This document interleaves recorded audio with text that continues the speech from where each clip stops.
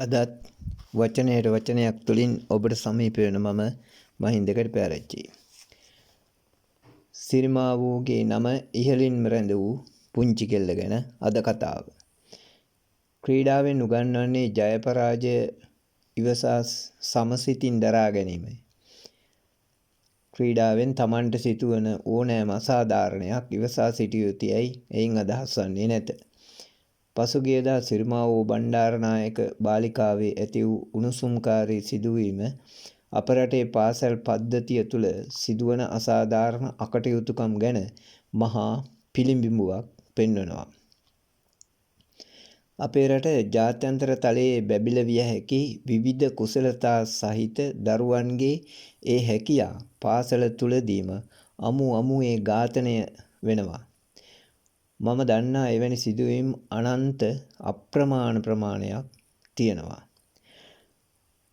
තමාට සිදු අසාධාරණය ගැන සිතීම පවා දඬුවම් ලැබෙන සාපරාධී අපරාධයක් සේ ඔවුන් ළමයින්ට ඒත්තු ගන්වනවා. ඉතා දක්ෂ ක්‍රීඩිකාවන් කලාප මට්ටමින්වත් ඉහළට යා නොදී මරා දමන්නේ සමහර පුහුණුකරුවන්, ක්‍රීඩාව භාර ගුරුවරියන්, තරඟ විනිශ්චයේදී පවා ජනප්‍රිය සහ තමන් ඉගෙනගත් පාසලට තැනදීමට අනෙක් පාසලේ දක්ෂයා කපා දමනු බොහෝ විට දක්නට ලැබෙනවා. එවැනි විනසුරුවන් බොහොමයක් ඉන්නවා. ඒවට ගුරුවරු විරුද්ධ නොවෙන්නේ තමන්ගේ වැඩක් බලාගෙන ඉන්න එක හොඳයි කියලා හිතන නිසා.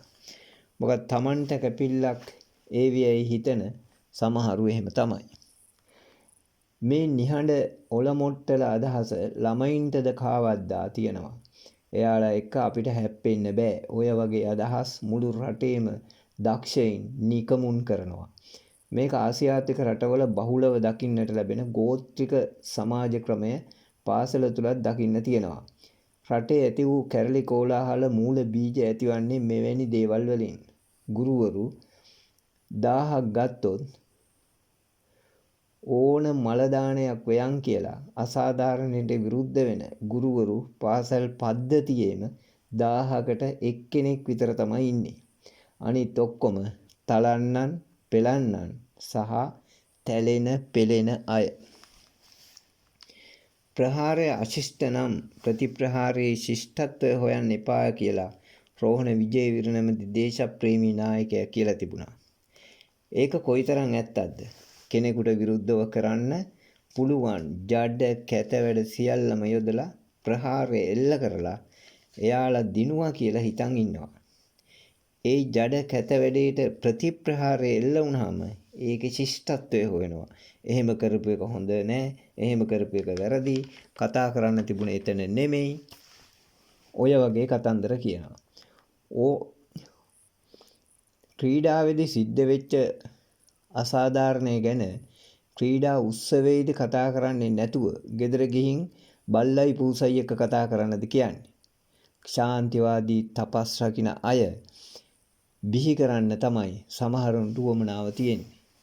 සම්මානය නොලැබුණු චනිත්මගේ සහ සම්මානය ලැබුණු නභාෂිගේ දක්ෂතා එකින් එක අරගෙන බැලුවම සම්මානය දෙන්න ඕන චනිත්මට. හේතුව ඇය ජාත්‍යන්තර මට්ටමේ තරඟවලින් මේ පුංචි රටට ගෞරවය අරගෙන තියෙනවා. එහෙම ගත්තොත් නහාෂිට තව ගොඩක් දුර යන්න තියෙනවා. දෙන්න එක්කෙනෙක්වත් අවතක්සේරු කරන්නෙත් නැහැ. මොකද ක්‍රීඩාව තව බොහෝ කල් කරන්නට උන්ට කාලය තියෙනවා. සමහරු කියනවා චනිත්මා කතාව ඉවර වෙලා ආයෙම කියනවා මේ සම්මානය මට නොලැබුණේ රිහර්සල් එකට ආපු නැති හින්දා නෙවෙයි, ඒක ඉස්සෙල්ලා ඉඳලම සැලසුම් කරගෙන හිටිය එකක් කියලා. ඒක අල්ලගෙන සමහරු YouTube ඔස්තාරලා කියලා හිතාගෙන ඉන්න අය කියනවා ස්ථාවරය වෙනස් වුණා, මුලින් කියනවා එක නෙමෙයි පස්සේ කියන්නේ. ওই වගේ කතා. ඒ වචන ටිකට පටහැනි දේවල් පස්සේ කියපු වචනවල මම නම් දැක්කේ නෑ. ඒක තමයි හොඳම කණේ පාර. කාලයක් තිස්සේ සැලසුම් සහගතව කරපු බලු වැඩේ ගැන ඊට වඩා කියන්න දෙයක් නැහැ. ඒක වචන වලින් එළියට එනවා.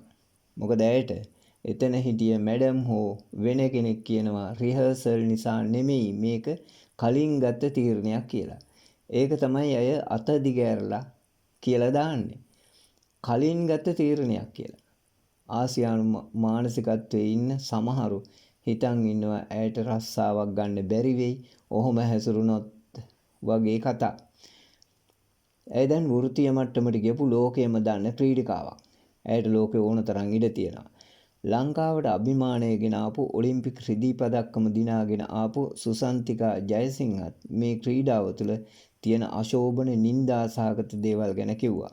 අසාධාරණයක් වුණාම ගෙදර ගිහින් අඬා ඉන්න අය අතරේ චනිත්මලා 1000න් සම්පතක්. අධ්‍යාපන ප්‍රතිසංස්කරණ තුලින් බලාපොරොත්තු වෙන්නේ තාර්කික බුද්ධියක් සහිත ප්‍රශ්න කරන පරපුරක් බිහි කිරීම.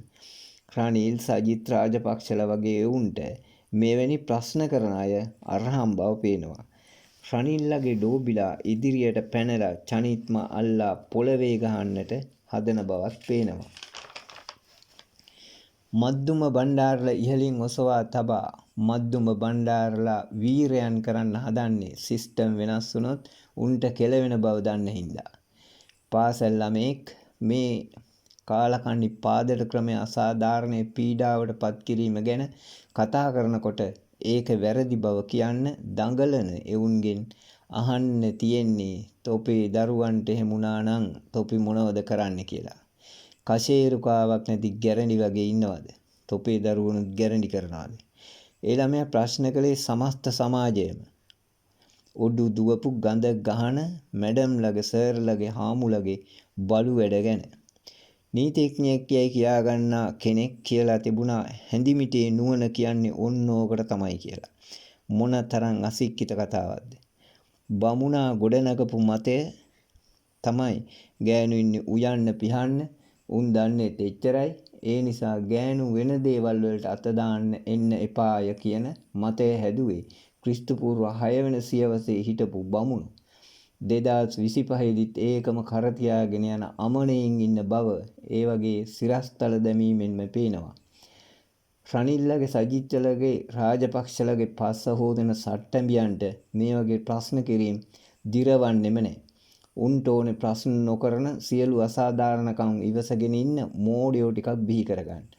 ඉස්කෝලේ ක්‍රීඩාවල සම්මානයට වඩා ඒ ළමයා රට පුරා ඉන්න අසාධාරණයට එරෙහි මිනිස්සුන්ගේ හදවත් දිනාගෙන ඉවරයි. ඒක සම්මාන 1000කටත් වඩා වටිනවා. ඉස්කෝලවල පදවි තානාන්තරයි සම්මානයි මායාකාරී විදිහට මැඩම්ලගේ ගුරුවරයන්ගේ සුරතුළුන්ට ලැබෙද්දි කරබාගෙන හිටපු අපිට ඔබ මහත් ආශාදයක් ගෙනාවා.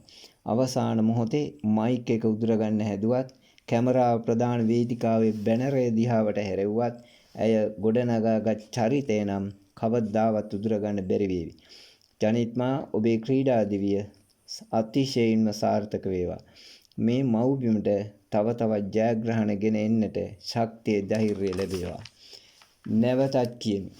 ප්‍රහාරය අශිෂ්ට නම් ප්‍රතිප්‍රහාරයේ ශිෂ්ටත්වය ගැන හොයන්න එපා. නැවත හමු වෙමු. මම ඔබ වෙත සමීප වූ මහින්ද කැටපෑරච්චි.